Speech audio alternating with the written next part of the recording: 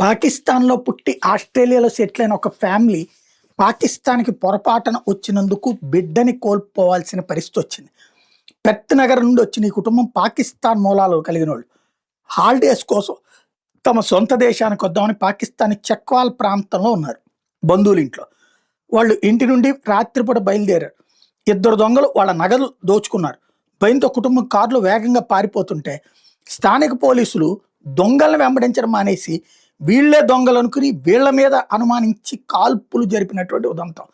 ఈ కాల్పులో చిన్నారి హానియా చనిపోయింది. ఆమె తండ్రి అదిల్ మరియు 11 ఏళ్ల సోదరుడు అఫాన్కి గాయాలైనవి. తల్లి సిద్రా ఖాన్కి ఎట్లాంటి హాని జరగలేదు. గాయపడిన వాళ్ళు ఆసుపత్రిలో చికిత్స పొందుతున్నారు. తండ్రిని డిశ్చార్జ్ చేశారు. కొడుకు ఇంకా ఆసుపత్రిలో ఉన్నాడు. ఆస్ట్రేలియా ప్రభుత్వం కుటుంబానికి కౌన్సిలర్ సాయం అందిస్తోంది. అదే సందర్భంలో ఆవేదన వ్యక్తం చేసింది. పాకిస్తాన్ పోలీసులు ఇందులో లోపం ఎవరిది అంటే ఒక కానిస్టేబుల్ కారణం అని చెప్పేసి అతన్ని సస్పెండ్ చేశారు. జాయింట్ ఇన్వెస్టిగేషన్ టీం ఏర్పాటు చేశారు.